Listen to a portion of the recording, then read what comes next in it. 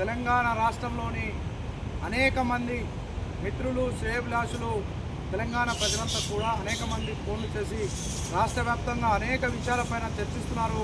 నర్రి స్వామిగా అడ్వకేట్గా అనేకమైనటువంటి విషయాలను చర్చిస్తున్నారు. కాబట్టి ఈరోజు కొత్తగా ఏర్పడినటువంటి కవిత ఎవరైతే ఉన్నారో గౌరవ కల్వకుంట్ల కవిత గారు ఏర్పాటు చేసినటువంటి టీఆర్ఎస్ పార్టీ పైన ఈ యొక్క విశ్లేషణ తెలియజేయండి సార్ అని కోరుతున్న సందర్భంగా ఈరోజు హైకోర్టులో అనేక మంది మీడియా మిత్రులు వాళ్ళు వచ్చి కోరిన సందర్భంగా ఒక హైకోర్టు న్యాయవాదిగా మాట్లాడుతున్న విషయం ఏంటంటే ప్రధానంగా తెలంగాణ రాష్ట్రంలో ఒక మహిళా పార్టీని పెట్టడం అనేది చాలా సంతోషకరం. అదేవిధంగా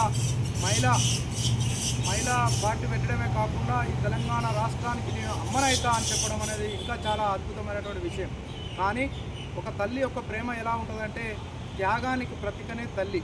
అలాంటి త్యాగాలు చేయవలసినటువంటి తల్లి ఒక తెలంగాణ తల్లిగా ఆలోచన చేసినటువంటి వ్యక్తులకు తెలంగాణ రాష్ట్రంలో 90% ఉన్నటువంటి బడుగు బలైన వర్గాలు దేశంలోనే కాకుండా రాష్ట్రంలో అత్యధిక జనాభా బీసీ సామాజిక వర్గానికి ఉన్నది. అలాంటప్పుడు జనాభా ప్రాతిపదికన ఈ యొక్క ముఖ్యమంత్రి పదవి తల్లి ఎవరికి ఇవ్వాలి? మన యొక్క బీసీలకు ఇవ్వాలి.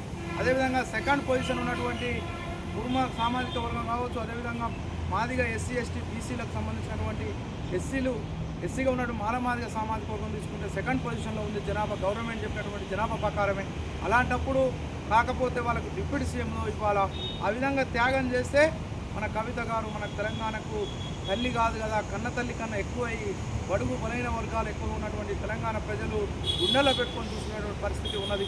కాబట్టి అనేక విషయాలు చెప్పారు. తెలంగాణ ఉద్యోగులకు ఇస్తామన్నారు, అదేవిధంగా ఉపాధి కల్పిస్తామన్నారు. అవన్నీ చాలా బాగా ఉన్నాయి. సామాజిక చైతన్యం అన్నారు. సామాజిక న్యాయం అన్నప్పుడు ఎంతమందికి బీసీలకు టికెట్లు ఇస్తాం, బీసీలకు ఎంతమంది ఎమ్మెల్యేలు చేస్తాం, అందులో ముఖ్యమంత్రిని చేస్తామా అని చెప్పాలి.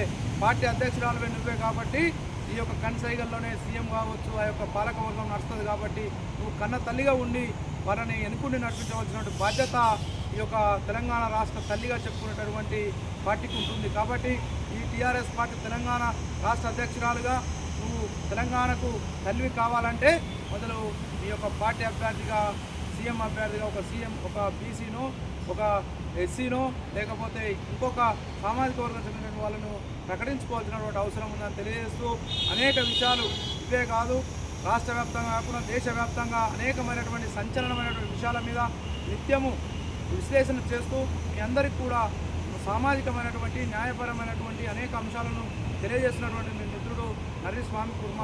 అదేవిధంగా నర్రి స్వామి అడ్వకేట్ అనేటువంటి ఛానల్ని సబ్స్క్రైబ్ చేయండి, అదేవిధంగా షేర్ చేయండి. ఈ యొక్క సమాచారాన్ని దేశవ్యాప్తంగా మన తెలంగాణ ప్రజలకు తేలే విధంగా తెలియజేయాలని తెలియజేస్తూ ఈ మిత్రుడు తెలంగాణ సామాజిక చైతన్య రాష్ట్ర వ్యవస్థాపక అధ్యక్షుడు